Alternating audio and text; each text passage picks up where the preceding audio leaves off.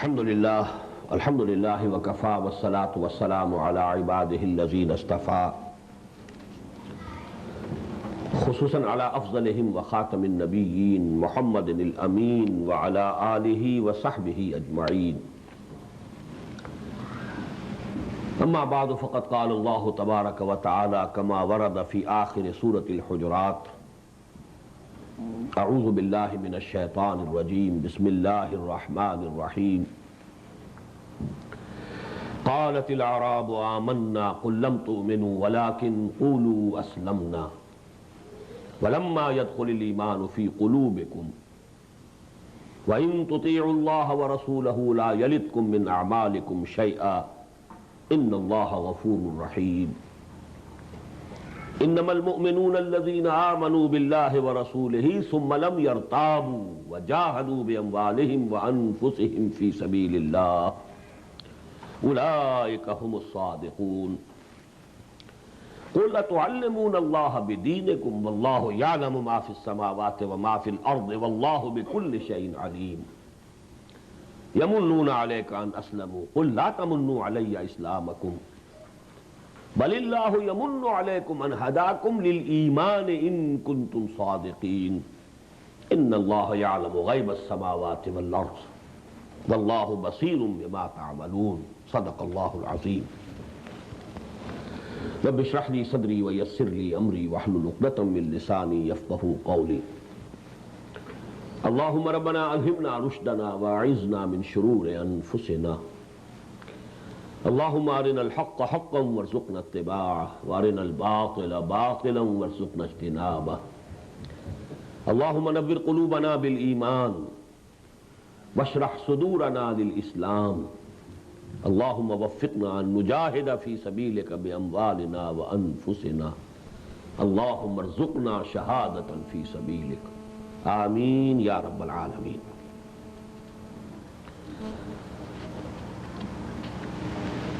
We have translated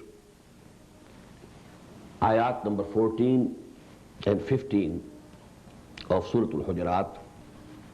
Before discussing ayat number 15, let us translate the rest of the ayat also. قُلْ أَتُعَلِّمُونَ اللَّهَ بِدِينِكُمْ. Say to them, O Muhammad sallallahu alayhi wa sallam, do you want to apprise Allah, to notify Allah of your deen? Wallahu ya'lamu ma fis samawati wa ma fil ard. Whereas Allah knows everything that is in the heavens and that is on the earth. Wallahu bi kulli shay'in alim. And what to speak of heaven and earth? Allah knows everything. Now what's the background? People who entered the pale of Islam, folds of Islam, mainly because now Islam was the rising sun. And as we have seen, they didn't have the real faith. It was just a wave. Now go and have bay'ah, pay bay'ah to Muhammad sallallahu alayhi wa sallam, enter Islam. Now as you know, when the utensils are empty, they make more noise. If there is water in some utensil, it will give less voice. If it is empty, it gives more voice. So these people who had empty hearts, hearts empty of Iman, they were making tall claims of we are Mu'min and we have become Mu'min, and so much so that they were impressing upon the Prophet ﷺ as if they had done any favor to him because we have accepted Islam. Look, O Muhammad, we didn't go to war against you, we have accepted Islam without going to war against you. So we should be acknowledged. Our rights in the Muslim society must be more. That was the background. So what is Allah saying? Qul, O Nabi, ask them. O Prophet sallallahu alayhi wa sallam, ask them. Whom are you apprising about your Islam and Deen? If you have come to believe in Allah, Allah knows everything. You need not say that we have become Muslims and we have become mu'min. قُلْ أَتُعَلِّمُونَ اللَّهَ بِدِينِكُمْ. You want to apprise Allah of your deen and iman. You want to notify Him, lest it might not have come in His notice. وَاللَّهُ يَعْلَمُ مَا فِي السَّمَاوَاتِ وَمَا فِي الْأَرْضِ. This is the fundamental attribute of Allah, that He knows everything that is in the heavens and He knows everything that is in the earth. وَاللَّهُ بِكُلِّ شَيْءٍ عَلِيمٌ. And Allah knows everything. Secondly, you are saying as if you have done some favor to me by accepting Islam. يَمُنُّونَ عَلَيْكَ أَنْ أَسْلَمُوا. Oh Muhammad sallallahu alayhi wa sallam, these people are impressing upon you as if they have done any favor, any ihsan on you. And aslamu, that they have accepted Islam and they have surrendered and they have submitted. Qul. I know that by nature Muhammad sallallahu alaihi wasallam would never have said these words unless Allah ordained him, commanded him to say so. His nature was that he was Rauf and Rahim, Shafiq, merciful. Qul, it was the commandment. Qul la tamannu alayya islamakum. Tell them, say to them, don't think and don't count your Islam as a favor on me personally. La tamannu alayya islamakum. Balillahu yamunnu alaykum. On the contrary, it is Allah who has shown favor to you, that He has anhadakum lil iman. He has guided you towards iman. In kuntum sadiqeen, if you are true. If you are true in your Islam, you have your steps have now come on the road which can lead you to iman also. So this coming to accept Islam is a favor from Allah subhanahu wa ta'ala. You must accept it as a favor. Allah subhanahu wa ta'ala has done you a favor, that He has let you enter the pale of Islam, because now you can attain to real faith also. Balillahu yamunnu alaykum an hadakum lil iman in kuntum sadiqeen. Inna Allah ya'lamu ghayba as-samawati wal ard. Now this last ayah is the concluding ayah. Again the same attribute of Allah, ilm.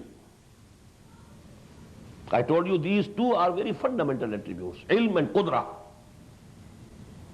His omnipotence and omniscience. He knows everything and He has all authority and power. He can do everything.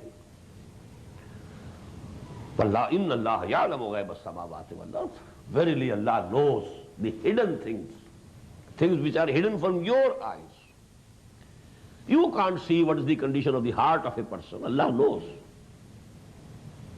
Inna Allah la yanzuru ila suwarikum wa la ila amwalikum walakin yanzuru ila qulubikum wa a'malikum. Allah doesn't look to your figures and your wealth. Allah looks to your heart and your actions and deeds. So Allah knows. Inna Allah ya'lamu ghayba as-samawati wal ard wallahu basirun bima ta'malun. And Allah is seeing, observing what you are doing. Now this Shan-e-Nuzul, as I told you, the Ta'wil-e-Khas, that has become clear. I told you that after the Treaty of Hudaybiyah, because now Islam was becoming and emerging as the decisive force in the Arabian Peninsula, when even the Quraysh, the virtual rulers of the Arabian Peninsula, they had accepted and acknowledged Muhammad and recognized him, that he is a power to reckon with. Now there was a wave, people coming and entering into the pale of Islam. But these people, many of them, if not the majority of them, I would dare to say the majority of them, they didn't have the real iman. Although not nifaq also, as I have discussed in the previous session. But they were making loud claims of their Iman and Islam, and as if they had done some favor to Muhammad sallallahu alaihi wasallam, that they have become Muslims, they have accepted Islam. So now these two things are made clear. Don't think you have done any favor to Muhammad or Allah. It's the favor of Allah subhanahu wa ta'ala that He allowed you to enter the pale of Islam. So that now the road is open. The road to real Iman is also open. You can go there. You can reach there. Now let us discuss, because in this background, the ayat that were revealed, they contain very fundamental guidance for the collective life of the Muslims. One of the basic questions is, who is to be accepted as a member of the Muslim society? Who can be considered a full citizen of an Islamic state? Although we know the basis of Islam is Iman, but Iman is in the heart. You can't see it. You can't verify whether there is Iman or not. Even electrocardiogram can't tell you anything, whether there is Iman or not. So the most basic, fundamental principle of Islamic polity, Islamic political science, the constitution of Islamic State, one of the fundamental principles we discussed yesterday, sovereignty for Allah and total supremacy of the book of Allah and the practice sunnah of His messenger, sallallahu alaihi wasallam. No legislation can be done repugnant to the Qur'an and the sunnah. That's the legal constitutional requirement, number one. And who can be a full citizen? Who is a Muslim? The citizenship of an Islamic state and the membership of a Muslim society is based on Islam, not Iman. Because you can't verify whether Iman is there or not. So basis of social order cannot be a thing which cannot be verified. It must be tangible, it must be verifiable. So Islam is something which is verifiable, which is based on certain things which are visible from outside. Iman is something which is hidden in the heart. So the basis of the citizenship of Islamic State is Islam, not Iman. Basis of the membership of a Muslim society is Islam, not Iman. Although in the hereafter, the judgment of whether a person is successful in the eyes of Allah or a failure, that is to be based on Iman, not Islam. You might be a leader of the Muslims here in this world. Your Islam will not be acceptable on the day of judgment unless you have true Iman in your hearts. There can be a question about this, but I'll read it later, inshallah. There the judgment would be on the basis of Iman, because Allah knows. وَهُوَ عَلِيمٌ بِذَاتِ الصُّدُورِ. He knows whatever is there in your chest, in your hearts. يَعْلَمُ مَا فِي صُدُورِكُمْ إِنَّ اللَّهَ يَعْلَمُ غَيْبَ السَّمَاوَاتِ وَالْأَرْضِ. It's ghaib for you, it's hidden for you, not for Allah. Now this subject of Iman and Islam, actually this is the biggest subject that Imam Abu Hanifa discussed in a very fundamental book of his, and that is Al-Fiqhul Akbar. This, fiqh which we call Hanafi fiqh, it was not written by Imam Abu Hanifa at all. The fatwas of Imam Abu Hanifa and his disciples, Qadi Abu Yusuf, Imam Muhammad, Imam Zufar, they were edited later on by the disciples. No book on fiqh, the detailed fiqh, by Imam Abu Hanifa himself, except a book, Al-Fiqhul Akbar. Although some of the people doubt even this, that is his, that was written by him personally. But generally it is accepted. It was written by Imam Abu Hanifa al-Fiqh al-Akbar. And this is the basic, question. Whether a Muslim, if he commits a major sin, he remains a Muslim or he becomes a kafir. A very fundamental question. Because there are ahadith which negate iman totally on the basis of some deeds. La yazni zani hina yazni wa huwa mu'minun. Wala yasriqu sariqu hina yasriqu wa huwa mu'minun. Wala yashrabu al-khamara hina yashrabu wa huwa mu'minun. No mu'min commits adultery when he has iman in his heart. No mu'min can commit a theft having iman in his heart. No mu'min can take liquor having iman in his heart. Iman in the heart and the body committing these big crimes, big sins. Of what use is this iman then? It's a useless thing. Throw it away. Then there's the hadith. This hadith is muttafaqun alayh from Bukhari and Muslim both. Another hadith. The Prophet once said thrice, Wallahi la yuminu, Wallahi la yuminu, Wallahi la yuminu. By God, he is not a mu'min. By God, I swear by Allah, he is not a mu'min. I swear by Allah, he is not a mu'min. The audience would have trembled at it, definitely.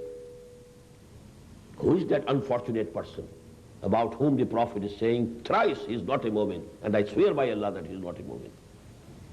It was asked to him, Man ya Rasulullah, O Messenger of Allah, who? About whom are you saying? And prepare for the shock. The answer was, Alladhi la ya'manu jaruhu bawa'iquhu. A person whose neighbor is not at peace due to his misbehavior. Not a major crime. Neither adultery, nor theft, nor killing anybody, nor taking liquor. Only a misbehaved person, due to whose misbehavior his neighbor is not at peace. Allazi la ya'manu jaruhu bawa'iqahu. He's not a mu'min, not a mu'min, not a mu'min. And I swear by Allah thrice that he's not a mu'min. So there was a big question. If he's not mu'min, has he become kafir? So these questions, Imam Abu Hanifa, all of us are deeply indebted to him. He dealt with these questions, basic questions, constitutional questions. If he is no longer a Muslim, it means he is a murtad. His murtad must be killed. You can very well imagine what's the logical result.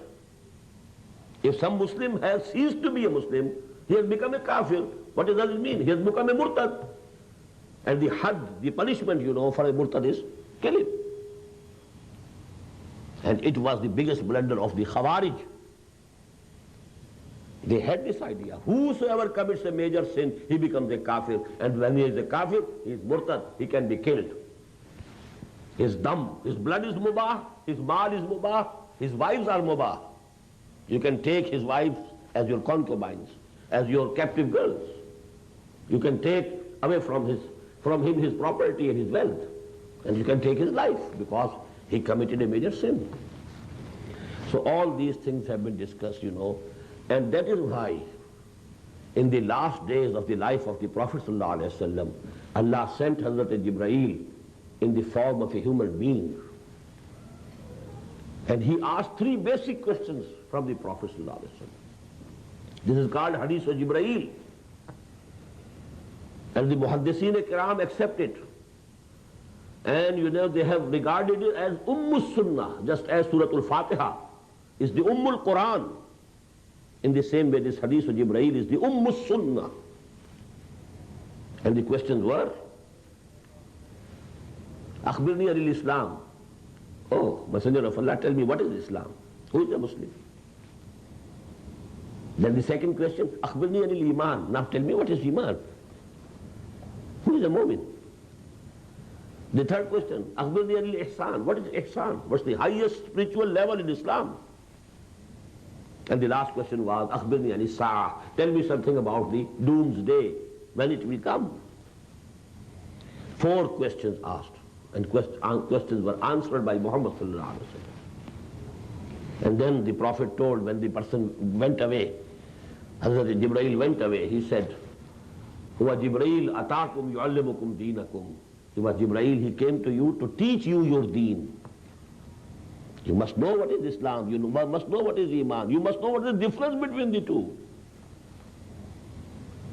And in one narration of this hadith, the words are, Arada an ta'allamu islam tasalu. Allah Ta'ala had sent Jibreel because you are not asking these questions. You should have asked.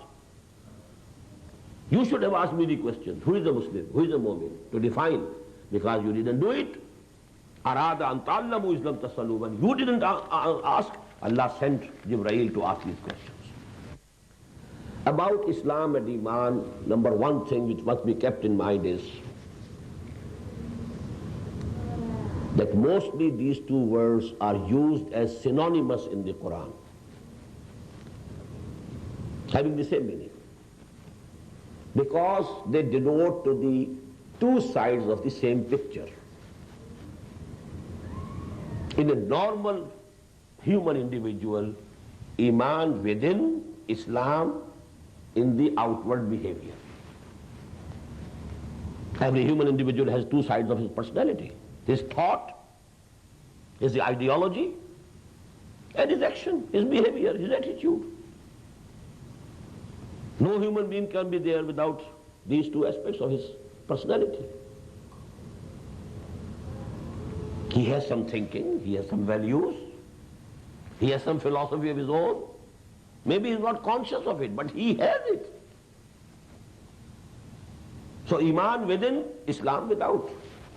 And if both things are present in a human being, they're saying in English language, call the rose by any name, it will smell as sweet. You call him as a Mu'min, you call him a Muslim, no difference. It doesn't make any difference. Call the rose by any name, it will smell as sweet. When there is Iman within, Islam without, call him a Mu'min or a Muslim, it makes no difference.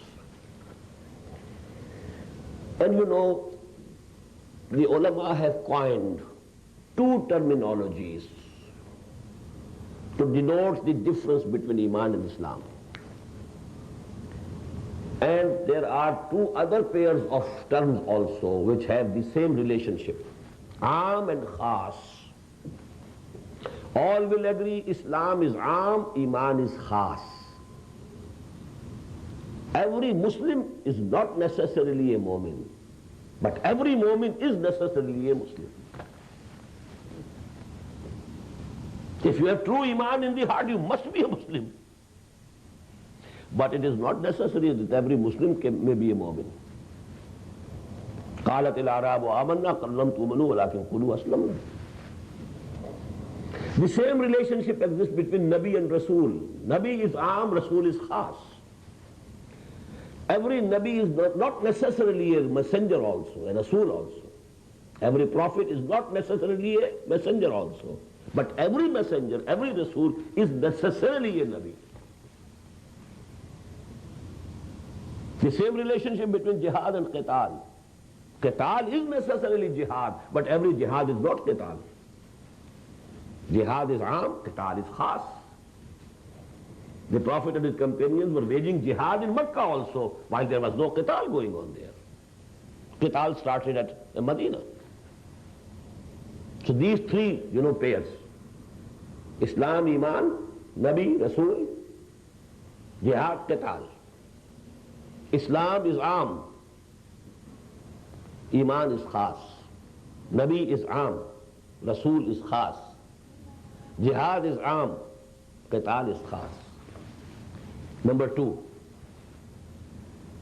when the two individuals of these pairs, they come together, they are mentioned in one ayah or in one passage, the meanings will be different. When they are used differently, singularly, singly, they are referred to, then they might mean the same thing. They say it in Arabic, إِذَا تَفَرَّقَا اجْتَمَعَا وَإِذَا اجْتَمَعَا تَفَرَّقَا. When they are mentioned together somewhere, that they are denoting two different things. قَالَتِ الْأَعْرَابُ آمَنَّا قُلْ لَمْ تُؤْمِنُوا وَلَكِنْ قُولُوا أَسْلَمْنَا. Both words are appearing in the same ayah. So there is definitely a difference between the two. But Islam and Iman, they can be used in the place of each other when they are singly mentioned. Now as I told you, a Muslim can have three conditions in his heart: either positively a mu'min, or negatively a munafiq, or having neither Iman nor nifaq in his heart. Now what are the arkan of Islam? This is a very famous hadith, because this is going to be the basis of citizenship of an Islamic state and the membership of a Muslim society. All the things which are verifiable. Buniyal al-Islamu ala khamsin, shahadat la ilaha illallah wa anna Muhammadan Rasulullah, wa iqamis salati wa ita'iz zakati wa sawmi ramadana wa hajjil bayt. Bunya, it means in Arabic built. Bina, building. Islam is like a building. It has 5 foundations. Arkan means pillars. Bunya al-Islamu ala khamsin. This is a very famous hadith, muttafaqun alayh, accepted by both Imam Bukhari and Imam Muslim as authentic hadith. And the Sahabi, the companion who narrated this hadith, reported this hadith, is Abdullah ibn Umar radiyallahu ta'ala anhuma. Buniyal al-Islamu ala khamsin, shahadat la ilaha illallah wa anna Muhammadan Rasulullah. Now this shahada is something outwardly act. Here Iman is not mentioned. Whether you have Iman or not, when you are testifying, when you are uttering the words, Ashhadu an la ilaha illallah wa ashhadu anna Muhammadan Rasulullah, there's no question of verification, whether the Iman is there or not. And on this, Salah, Zakah, Sawm and Hajj, and Islam is supported. Just like a roof supported by 4 pillars, and underneath the pillars there is the plinth level, not the foundation. Please note this difference of the two words. Foundation is something hidden underground. You can't see it. But a part of the foundation, it is also a part of the foundation. It is over the ground level, and you call it the plinth of the building. That is why I've used that word satah, sath-e-zameen, ground level. Above the ground level is the plinth. So this kalma shahada, ashhadu an la ilaha illallah wa ashhadu anna Muhammadan Rasulullah, is like the plinth of the building. Then there are 4 pillars. Iqamat salah, wa ita'iz zakah, wa sawmi ramadan, wa hajjil bayt, man istata'a ilayhi sabila. And over it is supported the roof that is called Islam. And along with Islam there are 3 words. Ita'ah. What does Islam mean? To surrender, to submit. Ita'ah, to obey. What is the third one? Taqwa. To refrain from breaking the laws of Allah. And ibadah, to behave as a bondsman to Allah. All these 4 words are very close to each other regarding their meanings. Islam, surrender. Ita'ah, obedience. Obedience has a negative aspect also. Refrain from disobeying, that is taqwa. Positively you are obeying. Negatively, side by side, you are not disobeying. This is taqwa. Refrain from disobeying. And the most profound term is ibadah. Be a bondsman to Allah. But this can be supported only through these 4 modes of worship, and they are all over the foundation of, over the plinth of kalma shahada, that is attestation, verbal attestation. These are the 5 pillars of Islam. Now you are adding things, upwards, downwards both. Downwards is Iman. This is the foundation, which is invisible. Just as the foundation is embedded in the soil, real Iman is embedded in the heart. And if it goes on, the depth, increases, till that level, as if you see Allah with your eyes, it becomes ihsan. That's the final level. أَن تَعْبُدَ اللَّهَ كَأَنَّكَ تَرَاهُ فَإِن لَمْ تَكُنْ تَرَاهُ فَإِنَّهُ يَرَاكَ.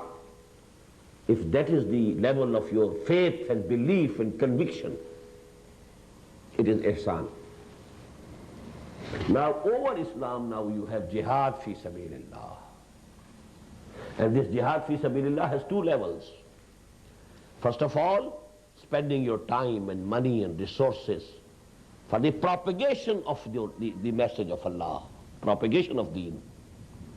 And then exerting yourself and waging jihad and to devote yourself to establishing the deen of Allah on earth.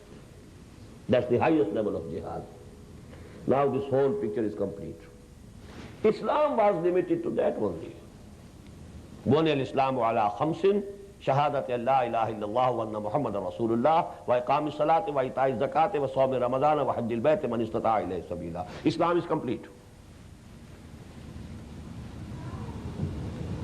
But if you want to have real iman, add two things.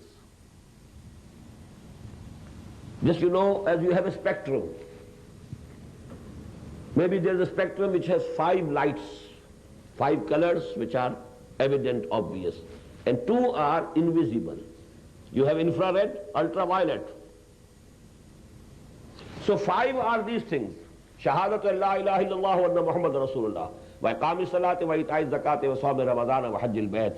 Add to it the conviction in the heart and jihad in action. And now iman is complete. They are additional. Over and above the 5, Islam is included in iman. There can be no iman without Islam. Iman is khas. Islam is aam. Iman includes Islam. As you may say, the second story is definitely built on the first story. There can be no second story without the first one. That is inevitable. So you may say that the real iman has 2 pillars. Yaqeen, innamal mu'minuna allazina amanu billahi wa rasulihi summa lam yartabu. And jihad, wajahadu bi amwalihim wa anfusihim fi sabilillah. But in between the two you have to add shahadati an la ilaha illallah wa anna Muhammadan Rasulullah wa iqami salati wa ita'i zakati wa sawmi ramadana wa hajjil bayt. Let me quote a hadith from the Prophet ﷺ here. This is from Abu Hurairah radiyallahu ta'ala an, and reported by and included in their collections of ahadith by Imam Bukhari, Imam Muslim, Imam Tirmidhi, Imam Abu Dawud, Imam Nasa'i rahimahumullah. Al-imanu biz'un wa sab'una shu'batan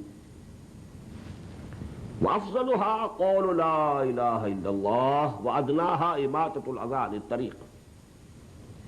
Iman is a very profound reality. It has so many branches. It encompasses the whole latitude, whole life of a human being. The most fundamental is La ilaha illallah. And even if you are walking on some road and you find something which can be painful, injurious to anybody, and you remove it, it is included in Iman. Whole action, of total attitude of a human being, Iman covers it. And this is again a very controversial subject. Is Iman and Amal one and the same thing? Or Iman is separate, Amal is separate? Imam Abu Hanifa says there are 2 different categories. Imam Bukhari says, no, al-imanu qawlun wa amalun. Both are included in Iman. The difference is that Imam Abu Hanifa is the jurist. He is talking about the legal aspect of Iman. By dint of Iman you become a Muslim. And in the life of a Muslim, Iman will depend only on what he is saying, attestation. La ilaha illallah Muhammadur Rasulullah. He will be accepted as a Muslim. He might be a fasiq, he might be a fajir. He might be saying something else, doing something else. Ya ayyuhalladhina amanu lima taquluna ma la taf'alun. But when real Iman has entered the heart of a person, now the whole personality is covered. It is transformed. So at the level of real Iman, Iman and Amal, they become one. Inseparable from each other. Amal becomes an integral part of Iman, not a separate entity. Now this definition of Iman which we find here, real Iman has two essential constituents: conviction or yaqeen in the heart, and jihad in the amal, in the action. This very definition has been given in another surah of the Qur'an, and that is Surah Al-Anfal. There these two things are separated and very beautifully. In the beginning of the surah we find this internal side, and what should be the result of that internal faith on the personal behavior of a person. And in the end of the surah we find the other thing, the other integral part of Iman. Let me quote ayat 2 to 4, 3 ayat from the beginning of Surah Al-Anfal. إِنَّمَا الْمُؤْمِنُونَ الَّذِينَ إِذَا ذُكِرَ اللَّهُ وَجِلَتْ قُلُوبُهُمْ وَإِذَا تُلِيَتْ عَلَيْهِمْ آيَاتُهُ زَادَتْهُمْ إِيمَانًا وَعَلَى رَبِّهِمْ يَتَوَكَّلُونَ الَّذِينَ يُقِيمُونَ الصَّلَاةَ وَمِمَّا رَزَقْنَاهُمْ يُنْفِقُونَ أُولَئِكَ هُمُ الْمُؤْمِنُونَ حَقًّا لَهُمْ دَرَجَاتٌ عِنْدَ رَبِّهِمْ وَمَغْفِرَةٌ وَرِزْقٌ كَرِيمٌ. Verily the true mu'mins are those that when Allah is remembered, their hearts tremble. And when Allah's ayat are read to them, their iman increases. And they have all their trust and faith in Allah only. And they establish the prayer. And they regularly give the obligatory charity. And they are the true mu'mins. أُولَٰئِكَ هُمُ الْمُؤْمِنُونَ حَقًّا لَهُمْ دَرَجَاتٌ عِنْدَ رَبِّهِمْ وَمَغْفِرَةٌ وَرِزْقٌ كَرِيمٌ. In the end we find وَالَّذِينَ آمَنُوا وَهَاجَرُوا وَجَاهَدُوا فِي سَبِيلِ اللَّهِ وَالَّذِينَ آوَوا وَنَصَرُوا أُولَٰئِكَ هُمُ الْمُؤْمِنُونَ حَقًّا. Whosoever came to believe, then they did hijrah for the cause of Allah. Then they went to jihad for the cause of Allah. And those of the Medina, of city of Medina, who helped them, who gave them refuge, all these are أُولَٰئِكَ هُمُ الْمُؤْمِنُونَ حَقًّا. These two elements separated. Just as in a compass you have two arms, if they come together, that is the ayah number 15 of Surah Al-Hujuraat. إِنَّمَا الْمُؤْمِنُونَ الَّذِينَ آمَنُوا بِاللَّهِ وَرَسُولِهِ ثُمَّ لَمْ يَرْتَابُوا وَجَاهَدُوا بِأَمْوَالِهِمْ وَأَنفُسِهِمْ فِي سَبِيلِ اللَّهِ أُولَٰئِكَ هُمُ الصَّادِقُونَ. In Surah Al-Anfal, these two things are separated. One in the beginning, the other is mentioned in the end. And now, where from can we get this real conviction? It's the practical problem, practical issue. When we have come to know that real Iman comprises of two conditions. Iman reaching the level of conviction and jihad in action. We must try to understand what is jihad, and first of all, where we can get that real conviction. Is there any supermarket which deals with this conviction? Please note there are three ways of getting real Iman. Number one, through practice. If you have accepted Islam, now you have to say 5 prayers a day. Continue doing it. This action of yours will reflect on the inner side of your personality. and you will get Iman in due course of time. Just as Iman produces action, this action produces Iman. It's a two-way phenomenon. You are practicing, but I told you, in totality, not partially. Partial practice, partial obedience is no obedience. Partial practice is no practice. Udkhulu fi silmi kaffa. Enter Islam in totality, not partial. Now you are doing it. And this way has been shown to these Bedouin Arabs here. Don't think that you have done a favor upon Muhammad sallallahu alaihi wasallam, or you have done some ihsan on Allah that you have entered Islam and accepted Iman. You must acknowledge Allah's favor that He has done to you. That if you have accepted Islam, now you are on the road to Iman. If you go on obeying, go on practicing, go on offering prayers, go on offering zakah, go on keeping psalm, go on, doing refraining from whatever is haram, then actually in due course of time, Iman, real faith, real conviction will enter your heart. Balillahu yamunnu alaykum an hadakum lil iman. In kuntum sadiqeen. The only condition is if you have accepted Islam, not with any ulterior motive, not with nifaq, if that negative side is not there, although you have accepted Islam and up till this time Iman has not entered your hearts, but if you go on obeying, continue practicing Islam, real Iman will also come to your hearts. And this is the road that Allah subhanahu wa ta'ala has shown you. بَلِ اللَّهُ يَمُنُّ عَلَيْكُمْ أَنْ هَدَاكُمْ لِلْإِيمَانِ إِن كُنْتُمْ صَادِقِينَ. This is one way. And let me remind here, one of a very popular movement in the world of Islam is using this methodology, and that is Tablighi Jama'ah. Practice and practice and practice and practice. Go out for 40 days. Go out for 120 days. Leave this atmosphere, leave this environment. Live in an environment where you are saying pure prayers punctually, at the proper time, with the congregation. All the 40 days, when you are outside from your home, from your business, and you have devoted all your time, so you are practicing. This practice, continuous practice, will have an effect on your inner personality. You will get a reflection of Iman within your hearts. I agree with it. Although I'll tell where I differ, I'll tell also. The second way, and very easy way of getting Iman, easier than this one, to keep the company of those who have real and deep Iman. This we were called Sohbah.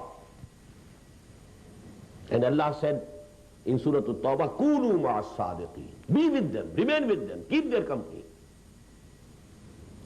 In imperceptible way, Iman will travel from their hearts to your heart. It's the rule. खरबूजे को देख के खरबूजा रंग पकड़ता है. If you are sitting in front of a furnace, heat will reach you, whether you have done something or not. But you are sitting near a furnace, heat will reach you. It's a physical phenomenon. If you are sitting near ice blocks, this coldness will come to you. It's a physical phenomenon. That is why the quality of Iman that Sahaba had due to the company of Muhammad sallallahu alaihi wasallam, that quality of Iman cannot be attained by any person after the Sahaba. Rizwanullahi ta'ala alayhim ajma'in. He was the biggest steel furnace of Iman, Muhammad sallallahu alaihi wasallam. He was mujassam Iman, Iman personified. So his company, people who were near him, only they should have been good conductors of heat. Bad conductors of heat won't take that heat. even if they are in the presence of a furnace. Abu Jahl couldn't get it. He was a bad conductor. Abu Lahab couldn't get it. He was a bad conductor. But everybody who is a good conductor of heat, if he is sitting in front of a furnace, he will get the heat. But both these imans, please note, will be without an intellectual element, because your thinking process is not involved in it. You are getting it passively. Iman that has an intellectual dimension, intellectual element, to which Qur'an denotes by the words which appear in Surah Yusuf. قُلْ هَذِهِ سَبِيلِي أَدْعُو إِلَى اللَّهِ عَلَى بَصِيرَةٍ أَنَا وَمَنِ اتَّبَعَنِي. Proclaim, O Muhammad sallallahu alayhi wa sallam, O people, listen, this is my path, and I am calling towards Allah, not blindly. عَلَى بَصِيرَةٍ أَنَا.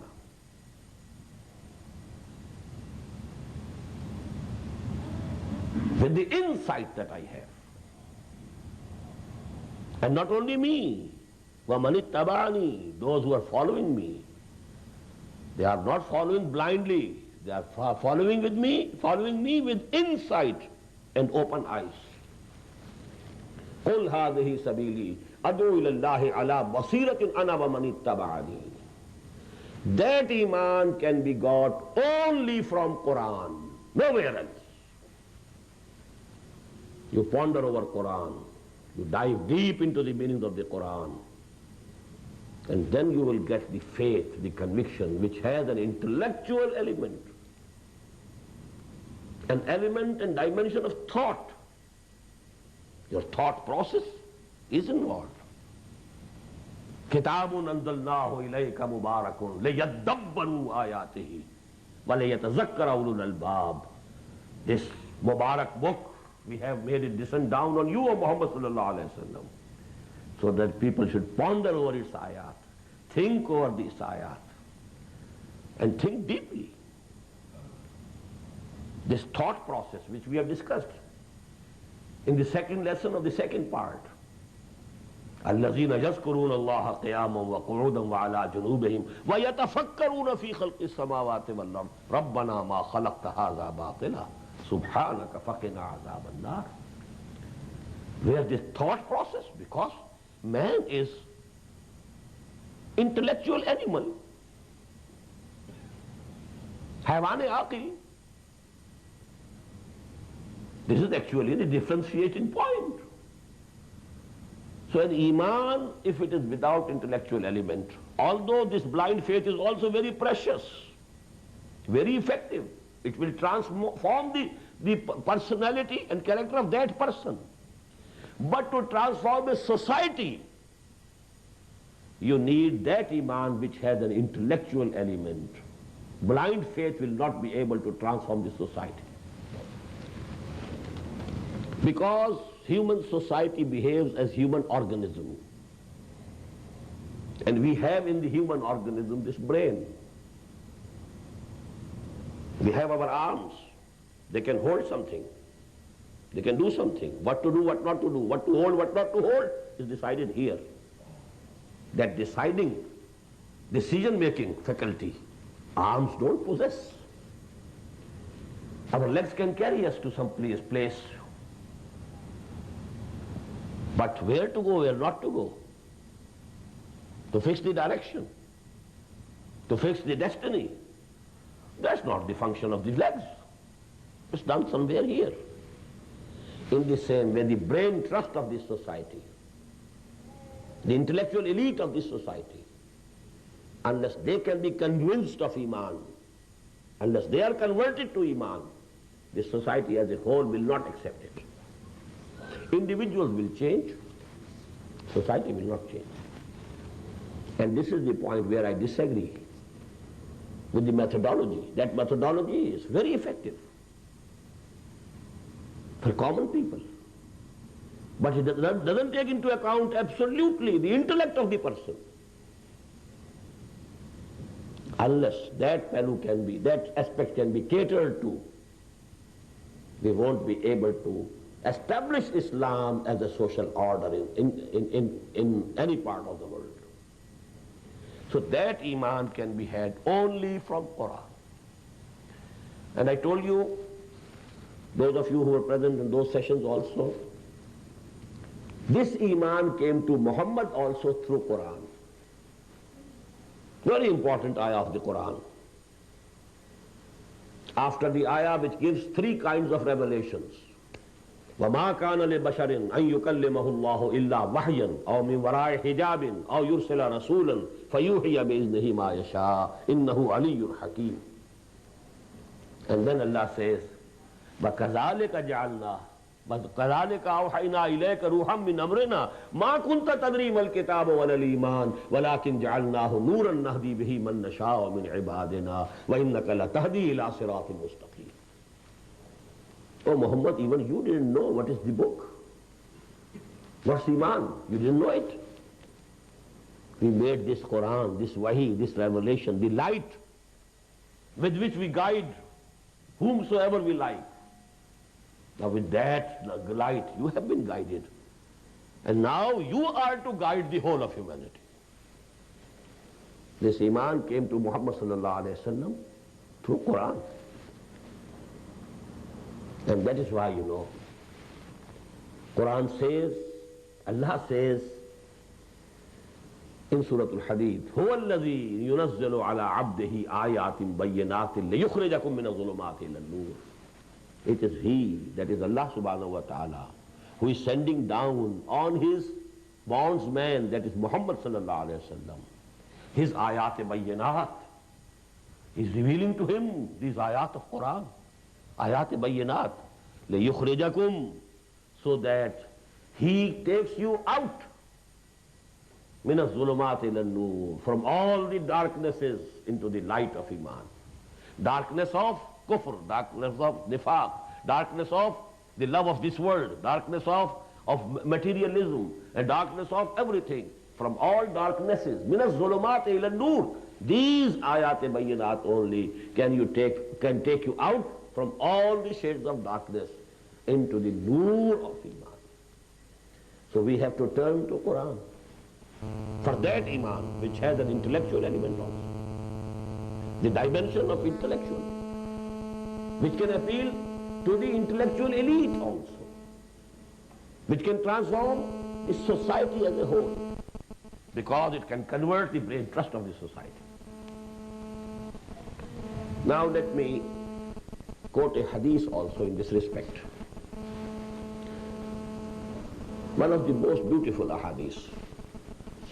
It has been included by Imam Bayhaqi rahimahullah in his book Dalailun Nabuwah, and it is from Amr ibn Shu'aib an abihi an jaddihi.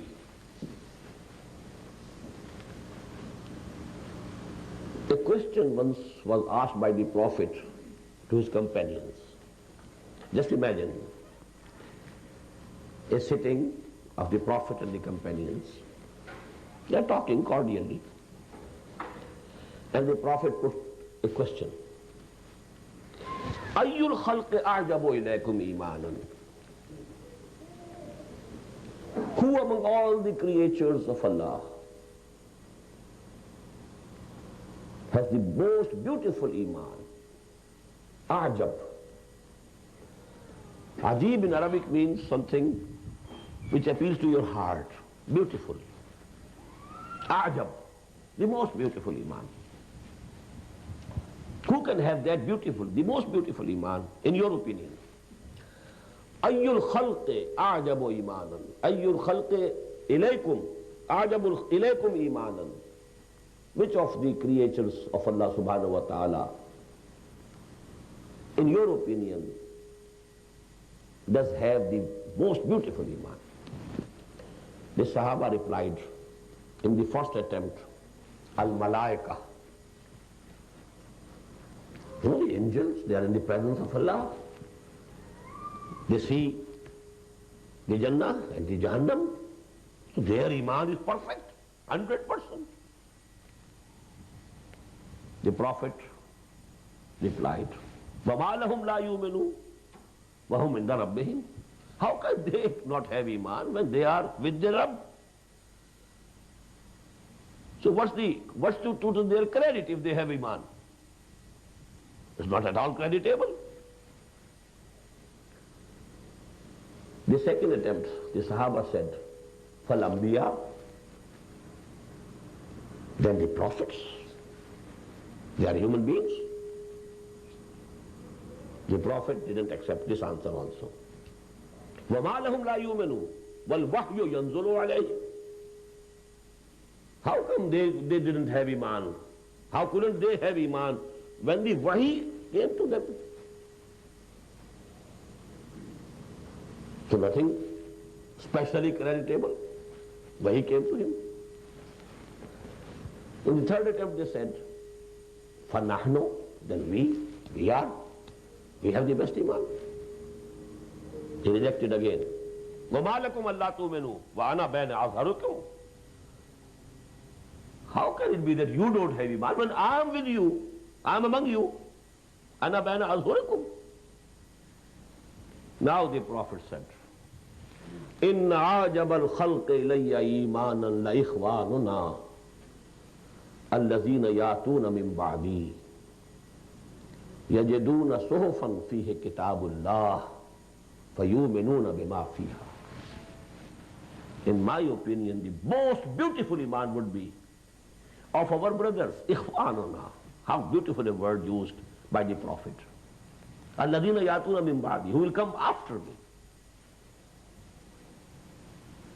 إِنَّ عَجَبَ الْخَلْقِ إِلَيَّ إِيمَانًا لَإِخْوَانُنَا الَّذِينَ يَأْتُونَ مِن بَعْدِي يَجِدُونَ صُحُفًا فِيهِ كِتَابُ اللَّهِ.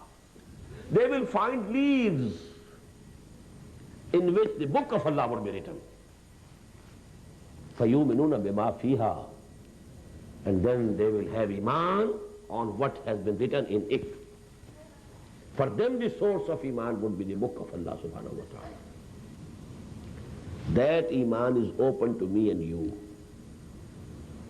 which is the most beautiful iman according to the saying of the Prophet.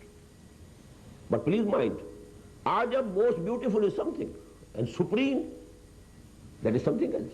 Iman of Sahaba was supreme, Afzal. Afzal was the iman of Sahaba, but Ajab, most beautiful. These two things, don't confuse them. Afzalul iman, that is of the Sahaba. The intensity of iman that Sahaba had, we can't have.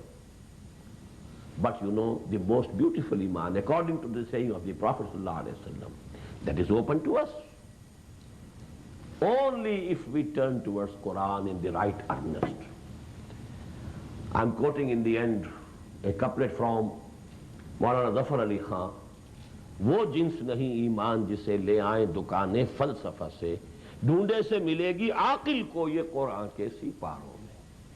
An intellectual person would find iman only from Quran and from nowhere else.